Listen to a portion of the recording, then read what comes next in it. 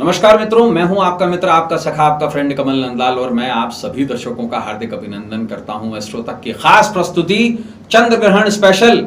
और हम लाए हैं आपके लिए खास विशेष चंद्र ग्रहण के साइड इफेक्ट्स, प्राकृतिक आपदा, बाढ़ या सुनामी क्या होने वाला है। देखिए, सबसे पहले बात समझने लायक ये होगी कि चंद्र ग्रहण है क्यों और किस हालत में। बता दूं आपको, चंद्र ग्रहण हमेशा पूर्णिमा के दिन आता है। आषाढ़ पूर्णिमा गुरु पूर्णिमा का दिन है, विशेष दिन है।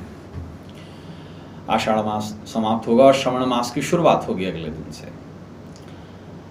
मूलतः गर्मी खत्म होने जा रही है। जितने भी क्यास लगाए जा रहे थे कि गर्मी के महीने में कुछ सुधार होगा चीज़ों में, ऐसा हुआ नहीं। हालांकि अनलॉक पीरियड है, लेकिन ग्रहण जब कभी भी आते हैं एक सीरीज में आते हैं और जहां भी पड़ते हैं वहां पर और रेसिप्रोकेटिंग भाव पर दिक्कतें जरूर आती हैं। ग्रहण भारत में पड़ा तो ऐसा नहीं होगा कि अमेरिका अछूता रह जाएगा, बिल्कुल नहीं। ग्रहण कहीं भी पड़े उसका इफेक्ट और साइड इफेक्ट हर जगह आते हैं। क्या ये ग्रहण भूचाल लाएगा? क्या ये ग्रहण बारिश लाएगा? क्या ये ग्रहण सुनामी जैसे हालत पैदा कर देगा? चंद्र ग्रहण है साहब, पानी से संबंधित ग्रहण है। जितनी भी नदियों के क्षेत्र हैं, जितने भी समुद्री क्षेत्र हैं, वहां पर विपदा काल वाली स्थिति आ जाएगी। चंद्रमा मनसो जातका, मन पीड़ित होंगे। क्या क्या साइड इफेक्ट होंगे वो मैं आपको बता देता हूं। ग्रहण कहां पड़ने वाला है ये पिछले एपिसोड्स में मैं आपको बता चुका हूं। अमेरिकन रीजन में पड़ने वाला, पूरा अमेरिकन रीजन, साउथ अमेरिका, कुछ नॉर्थ अमेरिका का भी पार्ट, अफ्रीका का कुछ पार्ट और कुछ पार्ट चिली तक का, ये ग्रहण के स्थिति में रहेगा। क्योंकि दिन के समय में ग्रहण पड़ रहा है, भारत में ग्रहण दिखेगा नहीं। और वैसे भी प्रछाया ग्रहण है, आंशिक ग्रहण नहीं है, प्रछाया ग्रहण है। सूतक कहीं मान्य नहीं होगा। पूजा पाठ पर कोई रोग नहीं, कोई दोष नहीं, क्षमा कीजिएगा, रोग नहीं, कोई दोष नहीं, कोई सूतक काल नहीं। प्रेग्नेंट लेडीज को चिंता करने की कोई जरूरत नहीं। लेकिन इफेक्ट हर राशि, हर नक्षत्र, हर जीव, हर निर्जीव चीज पे होंगे, ये तय बात है। रोक कोई नहीं सकता है। ग्रहण विपदा काली। जब भगवान को भी ग्रहण कस लेते हैं, मंदिर तभी बंद हो जाते हैं, तो बचाएगा कौन? देवादिदेव। क्योंकि उनके कपाट कभी बंद नहीं होते। शिवलिंग के कपाट कभी बंद नहीं होते। शिवलिंग पर कभी कोई दोष नहीं लगता। इस बात को मैं आपको बता देता हूं। साथ साथ में आपको कुछ जानकारी जरूर दूंगा। 5 जुलाई को पड़ने वाला रविवार के दिन ये जो ग्रहण है, ये एक विशिष्ट तरीके का ग्रहण है। पोस्टल इफेक्ट ऑफ सूर्य ग्रहण है। ये ग्रहण मूलतः एक विशिष्ट स्थिति पैदा करता है और 3 ग्रहों का योग बनता है। योग क्या? योग सबसे बड़ी इंपॉर्टेंट चीज केतु, बृहस्पति और चंद्रमा। जी हां, केतु, बृहस्पति और चंद्रमा, ये जब तीनों आपस में मिलते हैं तब निश्चित रूप से ग्रहण पड़ता है। और चंद्रमा धनु राशि में होंगे उस दिन। विशेष तौर से 5 तारीख के दिन एक विशेष योग भी बनता है।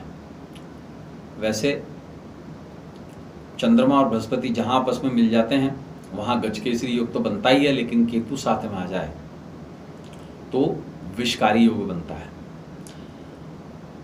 शुक्र का नक्षत्र पूर्वाषाढ़ा, ये योग बनते हैं। और पूर्वाषाढ़ा में जब चंद्रमा रहेंगे, शुक्र के नक्षत्र में रहेंगे, तो कुछ फायदा भी देंगे और कुछ नुकसान भी देंगे। शुक्र महिलाओं का प्लैनेट है, शुक्र सौंदर्य का प्लैनेट है।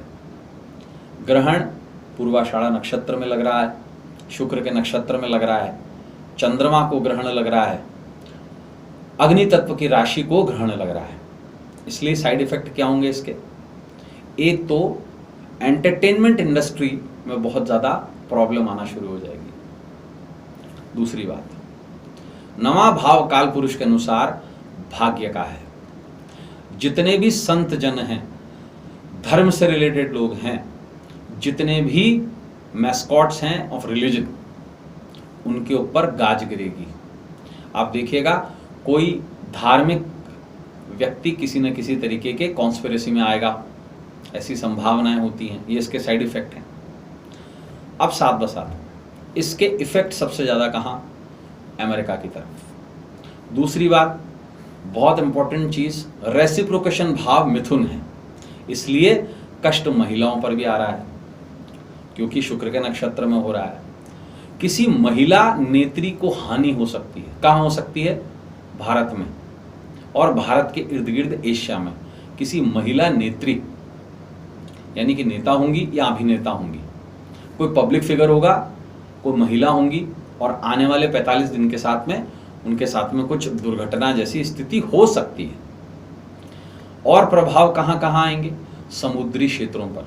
मुंबई जैसे शहर, साथ बसात के अंदर दिल्ली जैसा क्षेत्र जो यमुना पर बसा है, भारत का पूर्वी कोना जो उड़ीसा का तट है वहाँ, गुजरात का तट है वहाँ, महाराष्ट्र का तट है वहाँ, क्योंकि उत्तर पश्चिमी हिस्सा ज़्यादा प्रभावित होगा और प्रभावित होगा उत्तर पूर्वी हिस्सा, क्योंकि केतु इन्वॉल्व है। केतु की डायरेक्शन क्या है? आकाशीय बिंब या उत्तर पूर्व, बृहस्पति की डायरेक्शन। एक बात समझनी होगी, धर्म मार्ग बहुत ज़्यादा पीड़ित होगा। आपको याद होगा बृहस्पति का मैंने आपको ट्रांजिशन की, मैंने आपको जब प्रेडिक्शन दी थी, मैंने आपको कहा था कि दो धर्मों के बीच में अवसाद जैसी स्थिति हो सकती है, बेफिजूल की बातों पर टेंशन क्रिएट हो सकती है। दिल्ली उसका सीधा साधा उदाहरण है। सीएए जैसी स्थिति फिर जोर पकड़ सकती है, धार्मिक उन्माद बन सकते हैं, और साथ बसात के अंदर विशेष तौर पर ग्रहण की दृष्टि जहां जहां है वहां वहां दिक्कतें आएंगी। काल पुरुष के अनुसार केतु की दृष्टि 5वें भाव पर, एजुकेशन पीड़ित, वैसे भी बच्चों का 0 ईयर घोषित। तीसरी पर दृष्टि राहु वहां बैठे हुए हैं, पराक्रम, जोश, तनाव, सेना, इन सब चीज़ों पे इफेक्ट आएगा। लग्न पे लोगों की मेंटालिटी बहुत खराब आ जाएगी। जितने भी सुसाइडल केसेस देख रहे हैं आप, बहुत ज़्यादा बढ़ जाएंगे, उसमें वृद्धि हो जाएगी। साथ बसात के इनकम इनफ्लो ये भी कम हो जाएगा। कारण नवी दृष्टि केतु की 11वें भाव पे है काल पुरुष के हिसाब से। भारत में क्या होगा? देखिए, ग्रहण भारत के 8वें भाव पर पड़ता है। सबसे बड़ी बात, तीसरे भाव पर दृष्टि आती है, बहुत क्लियर और बहुत साफ। चौथे भाव पर दृष्टि जाती है, क्षमा कीजिएगा, चौथे भाव पर दृष्टि जाती है। भारत के जनमानस में बहुत ज़्यादा सरकार के विरुद्ध भावना उत्पन्न हो जाएगी। दूसरी बात, दूसरे भाव पर दृष्टि जाती है, धन का बहुत ज़्यादा अपव्यय हो सकता है। पैसा या तो होगा नहीं, और होगा तो वो बीमारी वगैरह में खर्च हो जाएगा। संचित धन का नाश होना। 12वें भाव पर दृष्टि, बहुत ज़्यादा अवसाद वाली स्थिति, साइकोलॉजिकल प्रॉब्लम। साथ बसात के अंदर एक और विशिष्ट समस्या वो ये कि ये जो ग्रहण है, सबसे बड़ी प्रॉब्लम जो क्रिएट करेगा वो लोगों की साइकोलॉजी पे करेगा। लोगों का गुस्सा फूटेगा धार्मिक उन्माद के कारण। लास्ट एंड फाइनल और सबसे बड़ा क्या होने वाला, कुछ फायदा भी होने वाला, इफेक्ट भी होंगे तो साइड इफेक्ट भी होंगे। जी हाँ, कोरोना को झटका लगेगा, महामारी को झटका लगेगा। भारत के 8वें भाव में ये ग्रहण पड़ेगा, और भारत की राशि जो है वो कर्क है। कर्क राशि से 6ठे भाव में ग्रहण पड़ता है। 6ठे भाव में जब भी ग्रहण पड़ता है तो विशेष तौर से एक बहुत बढ़िया बात होती है, वो ये होती है कि उसकी जो दृष्टि है वो बहुत अलग अलग जगहों पर पड़ती है। सबसे बड़ी जो इफेक्ट वाली चीज़ होने वाली है वो ये होने वाली है कि भारत के जो तीसरी राशि होती है बुध, वो भी ग्रहण की चपेट में है। इसलिए सबसे ज़्यादा पीड़ित भारत का उत्तर पूर्वी पोर्शन होगा, लेकिन भारत रिवर्ट बैक करेगा। मैं बात सीधा सीधा चाइना से संबंधित कर रहा हूँ। भारत विजयी होगा और ऐसी नीतियों से विजयी होगा, राजनीतिक नीतियां होंगी कि भारत पीछे हट जाएगा, लेकिन ग्रहण का इफेक्ट जहां पड़ रहा है अमेरिकन रीजन पर, वो आगे आ जाएगा। बहुत सोचने और समझने योग्य बात है। इफेक्टिव क्या है? पूर्वी दिशा और पश्चिमी दिशा। आपको एक एपिसोड याद होगा, मैंने उसके अंदर ये भी आपको बताया था, 2019 में भी आपको बताया था, तनाव पूर्व और पश्चिम के बीच है।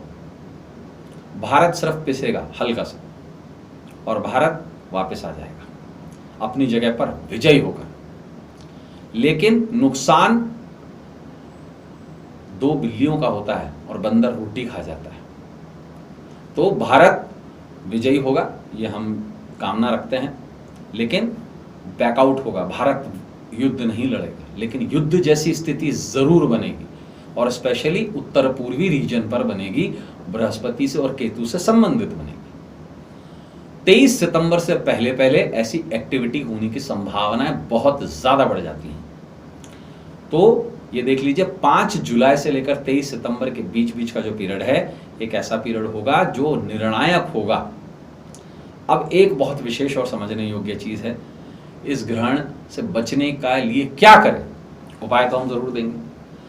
केतु छाया है, अपनी छाया का दान कीजिए। कुछ भी नहीं, थोड़ा सा दूध, उसमें तिल डालिए, उसमें अपनी छाया देखिए और बरगद के पेड़ के नीचे डाल दीजिए। मोक्ष काल के बाद सुबह 11:38 के बाद अपनी छाया को पहले से देख करके रख लीजिए, उसको डाल दीजिए और उसके बाद में स्नान वगैरह करके भोजन कीजिए। ईश्वर ने चाहा तो निश्चित रूप से हम विजयी होंगे। दूसरी बात, केतु क्या है? धूम्रवर्ण।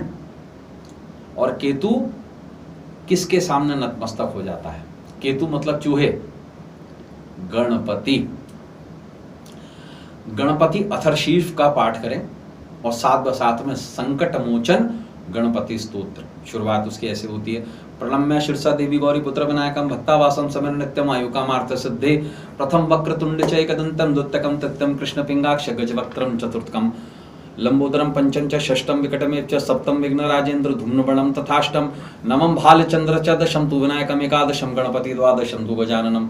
पूरा मंत्र, जो पूरा स्त्रोत है वो पढ़ के नहीं बता रहा हूँ, लेकिन आपको शुरुआत बता रहा हूँ।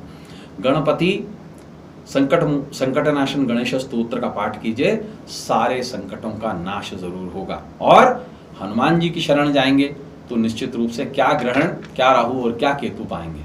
और सबसे बड़ी बात, सभी देवों के देव एक ही हैं। तो नमः शिवाय का जाप करें और अपनी छाया जल में देख करके उस जल को अर्पित कर दीजिए। ये देख लीजिए, अगले दिन सोमवार ही है, श्रावण का पहला सोमवार, उस पर भी हम स्पेशल एपिसोड बनाएंगे। तो मित्रों, आज के लिए बस इतना ही। फिर आपसे मुलाकात होगी किसी और विषय को लेकर। तब तक अपने मित्र, अपने सखा, अपने फ्रेंड कमल नंदलाल को इस उम्मीद के साथ इजाजत दीजिए कि आपका आने वाला कल, आपका भविष्य जो है ना, वो उज्जवल हो। जुड़े हैं एस्ट्रो तक के साथ और बने रहे मेरे साथ। नमस्कार, नमः शिवाय, हर हर महादेव।